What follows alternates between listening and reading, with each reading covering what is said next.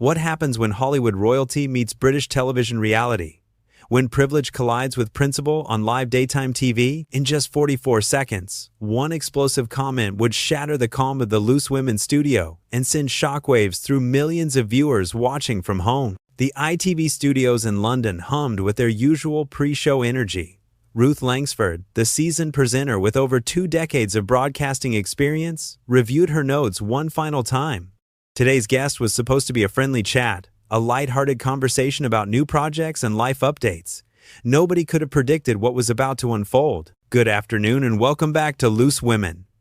Ruth began with her trademark warm smile, her voice carrying that familiar comfort that had made her a household name. I'm Ruth Langsford, and joining me today on the panel we have the wonderful Jane Moore, the fabulous Kay Adams, and the lovely Nadia Sawalha. The camera panned across the iconic purple sofa where the panelists sat, each offering their own greeting waves to the audience. The atmosphere felt relaxed, typical of the show's welcoming format that had entertained British audiences for over 20 years. Now, Ruth continued, her tone brightening with anticipation, we're absolutely delighted to welcome someone who needs no introduction. She's an actress, a humanitarian, and of course, the Duchess of Sussex. Please give a warm welcome to Meghan Markle. Meghan emerged from backstage with practiced grace, her outfit immaculate, her smile perfectly calibrated for the cameras. She moved with the confidence of someone accustomed to being the center of attention, settling into the guest chair opposite the panel with an air that seemed just a touch too rehearsed. Meghan, lovely to have you here, Ruth said, leaning forward slightly. Thank you so much for joining us today. Thank you for having me, Ruth, Meghan replied, though her tone carried an undertone that suggested she was doing them a favor rather than accepting their hospitality. Jane Moore, known for her direct approach, jumped in with the first question. Meghan, you've had quite a journey from actress to royal to, well, where you are now. How are you finding life these days? Meghan's expression shifted almost imperceptibly, a flash of something crossing her features before she composed herself. Well, Jane, I think it's important to recognize that my journey has been about authenticity and truth-telling. Something that, unfortunately, certain institutions and certain people in this country have struggled to accept. The comment hung in the air for a moment. Kay Adams shifted uncomfortably in her seat, while Nadia Sawalha raised an eyebrow. Ruth maintained her professional composure, though viewers at home might have caught the slight tightening around her eyes. That's quite a statement, Ruth said carefully, her years of experience keeping her voice steady. Could you elaborate on what you mean by that? Meghan's posture straightened, and for a moment, the mask of media training slipped. Ruth, I think we both know that there are certain narratives that the British press, and frankly, British television, have been pushing about me and my family. Narratives that are not only false, but deliberately harmful. I'm sorry, Nadia interjected, her voice carrying a note of confusion. But are you suggesting that we, here on Loose Women, have been pushing harmful narratives about you? Meghan turned her gaze to Nadia with a look that could freeze water. I'm suggesting that British media, including daytime television, has consistently failed to show the respect and accuracy that someone in my position deserves. The studio audience, usually warm and supportive, had gone notably quiet. Jane Moore's journalist instincts kicked in. Meghan, with all due respect, part of media coverage, whether you're royal or not, involves scrutiny. That's how journalism works. Jane, Meghan's voice took on a patronizing tone that made several panelists exchange glances. I don't think you understand the level of vitriol and racism that I've experienced. The difference between scrutiny and persecution. Ruth felt the interview beginning to slip into dangerous territory. As the host, it was her responsibility to maintain balance and fairness. Meghan, I think everyone here absolutely acknowledges that racism is completely unacceptable. But perhaps we could talk about some of the positive projects you're working on now? Meghan's laugh was sharp, almost bitter. Ruth, that's exactly the problem. Every time I try to address serious issues, people want to change the subject to something more palatable, more comfortable for British sensibilities. The tension in the studio was now palpable. Camera operators adjusted their positions, sensing that something significant was building. Ruth, drawing on decades of experience handling difficult interviews, tried once more to guide the conversation back to safer ground. I'm not trying to avoid serious topics, Meghan. I'm simply trying to have a balanced conversation that serves our viewers. Your viewers? Meghan repeated, and there was something in her tone that made every person in that studio sit up a little straighter. Tell me, Ruth, what exactly do you think your viewers deserve to hear? Ruth felt the weight of Meghan's question hanging in the air like a loaded weapon. The experienced broadcaster knew she was at a crossroads moment that could define not just this interview, but potentially her entire career. She chose her words carefully. I think our viewers deserve honest, respectful conversation, Meghan. That's what we've always tried to provide here on Loose Women. Honest? Meghan's voice rose slightly, and the studio audience could feel the shift in energy. Ruth, let me tell you what honest looks like. Honest is acknowledging that I walked into a system that was never designed to accept someone like me. Honest is recognizing that every single thing I did was scrutinized, criticized, and twisted into something negative by people who couldn't stand to see a strong, independent woman of color succeed. Kay Adams leaned forward, her Scottish accent cutting through the tension.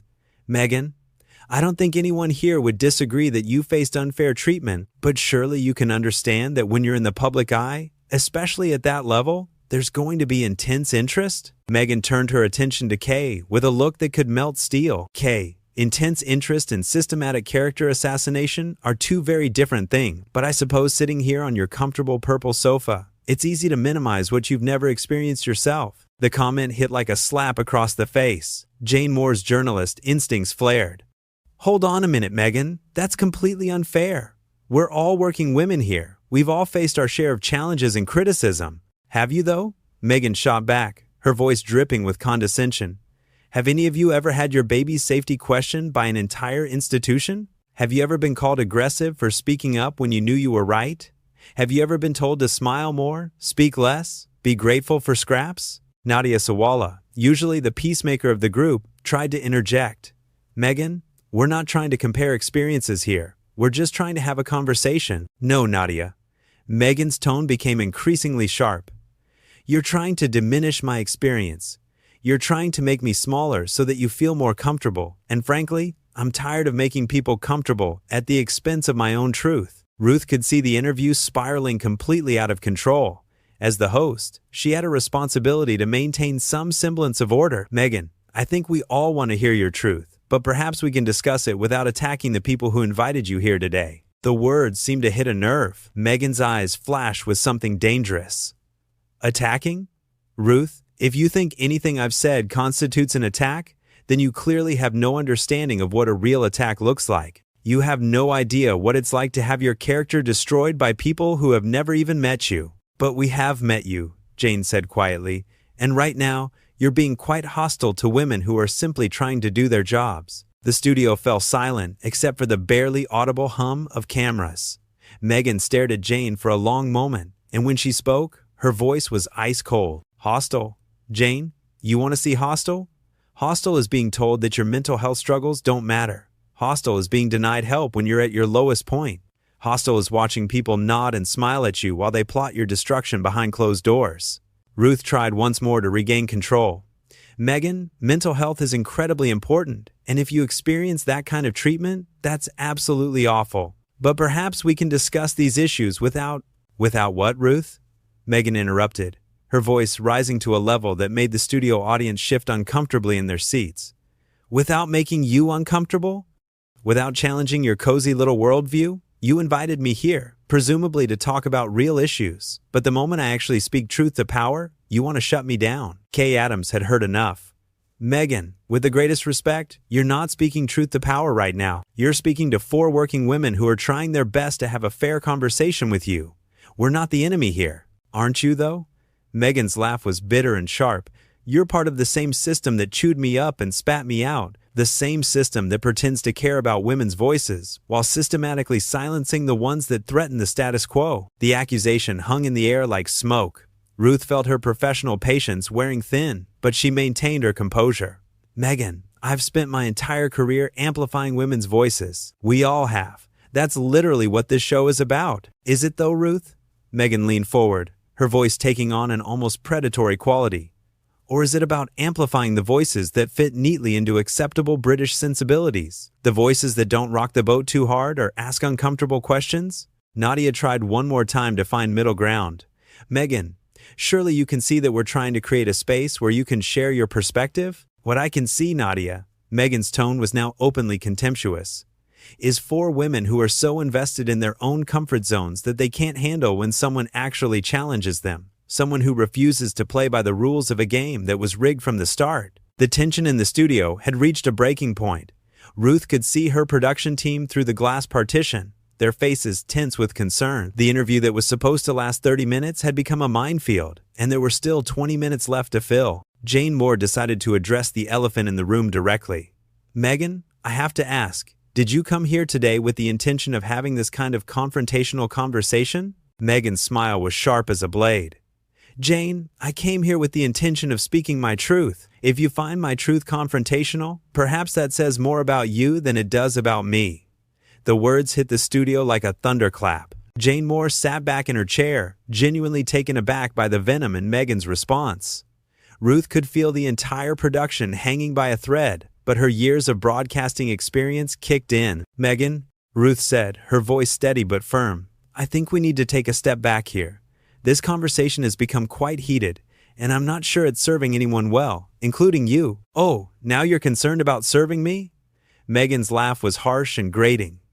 "Ruth, you've spent this entire interview trying to manage me, trying to control the narrative, just like everyone else in this country who couldn't handle a woman who refused to be silenced." Kay Adams had reached her limit. "Meghan, that's simply not true. We've given you a platform to speak freely, and you've used it to attack us personally. That's not about silencing you. That's about basic respect." "Respect?" Meghan's voice rose to a level that made the studio audience visibly uncomfortable. "You want to talk about respect? Let me tell you about respect, Kay. Respect is not having to explain your humanity to people who have already decided you're the villain.